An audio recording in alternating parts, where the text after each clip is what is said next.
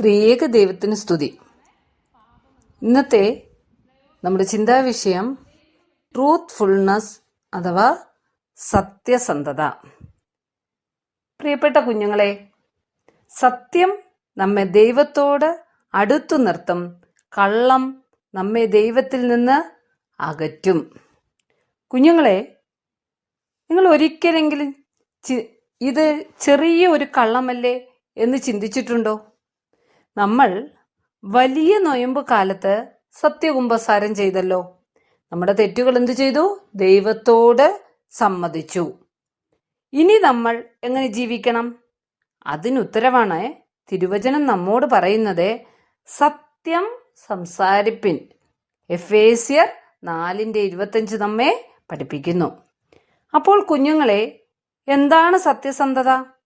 നമ്മൾ ചിന്തിക്കുന്നതും പറയുന്നതും ചെയ്യുന്നതും ഒരുപോലെ സത്യമായിരിക്കുക എന്നതാണ്. പക്ഷേ എല്ലായ്പ്പോഴും നാം സത്യം പറയാറുണ്ടോ? ഇല്ലല്ലോ. അപ്പോൾ ഒരു ചോദ്യം, എന്തുകൊണ്ടാണ് നാം കള്ളം പറയുന്നത്? സാധാരണയായി ശിക്ഷ ഒഴിവായി കിട്ടാൻ, പ്രശ്നത്തിൽ നിന്ന് രക്ഷപ്പെടാൻ, അതുമല്ലെങ്കിൽ നമ്മളെ നല്ലതായി കാണാൻ. ഇത് നമ്മുടെ ജീവിതത്തിൽ എങ്ങനെ സംഭവിക്കുന്നു എന്ന് നോക്കാം. ഒന്ന്, വീട്ടിൽ ഹോംവർക്ക് ചെയ്തില്ല എങ്കിലും ചെയ്തു എന്ന് പറയുക. 2, ഫ്രണ്ട്സിനോട് തെറ്റ് ചെയ്തിട്ടും ആ തെറ്റ് മറ്റൊരാൾക്ക് നൽകുക. 3, സ്കൂളിൽ മാർക്സ് മറച്ചു വെക്കുക.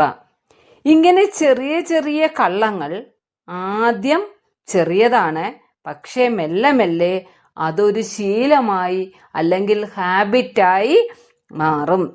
ഇപ്പോൾ നിങ്ങൾ ചിന്തിക്കൂ, ഒരു കള്ളം പറഞ്ഞാൽ എന്ത് സംഭവിക്കും?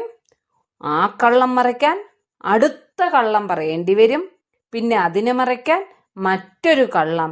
ഇങ്ങനെ ഇത് അവസാനമില്ലാത്തൊരു ശൃംഖലയായി മാറും. അതുകൊണ്ടാണ് തിരുവചനം നമുക്ക് മുന്നറിയിപ്പ് നൽകുന്നത്. വെളിപ്പെടാതെ ഗൂഢമായതൊന്നുമില്ല, പ്രസിദ്ധമായി വെളിച്ചത്തു വരാതെ മറവായിരിക്കുന്നതും ഒന്നുമില്ല. വിശുദ്ധ ലൂക്കോസ് എഴുതിയ സുവിശേഷം 8:17. അതായത് കുഞ്ഞുങ്ങളെ, സത്യം എത്ര മറച്ചു വെച്ചാലും ഒരിക്കൽ അത് പുറത്തു വരും.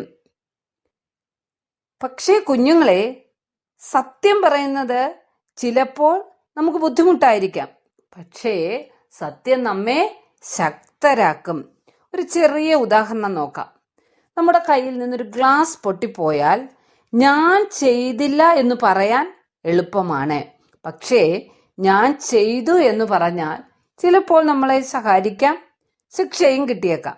എന്നാൽ അതിനേക്കാൾ പ്രധാനപ്പെട്ടത് നമ്മിൽ ഒരു വിശ്വാസം ഉണ്ടാകും. ആളുകൾ നമ്മെ വിശ്വസിക്കും.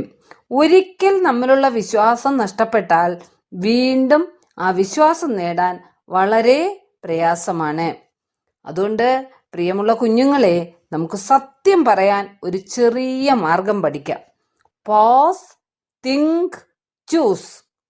തിരുവചനം നമ്മെ പഠിപ്പിക്കുന്നു, നീതിമാൻ മനസ്സിൽ ആലോചിച്ച് ഉത്തരം പറയുന്നു. സദൃശ്യവാക്യങ്ങൾ 15:28. അതും നമുക്ക് ജീവിതത്തിൽ ഇങ്ങനെ പ്രയോഗിക്കാം. പോസ്, നിർത്തുക, ഉടൻ പറയരുത്. തിങ്ക്, ചിന്തിക്കുക, ഇത് സത്യമാണോ എന്ന് ചിന്തിക്കുക. ചൂസ്, തിരഞ്ഞെടുക്കുക, ഞാൻ സത്യം പറയും എന്നൊരു തീരുമാനത്തിലേക്ക് എത്തുക. അങ്ങനെ കുഞ്ഞുങ്ങളെ, ഈ ചെറിയ മാർഗം നമ്മെ തിരുവചനം ജീവിതത്തിൽ നടപ്പാക്കാൻ സഹായിക്കുന്നു. ഇത് കേൾക്കാൻ മാത്രമല്ല, ഓരോ ദിവസവും ജീവിതത്തിൽ നടപ്പാക്കാനും കൂടിയാണ്. അതിനാൽ ഈ ആഴ്ച നമുക്കൊരു തീരുമാനമെടുക്കാം. ഞാനിനി കള്ളം പറയില്ല, സത്യം പറയാൻ ശ്രമിക്കും. വീണ്ടും കുഞ്ഞുങ്ങളെ, ഒരു കാര്യം കൂടി നിങ്ങൾ ഓർക്കുക.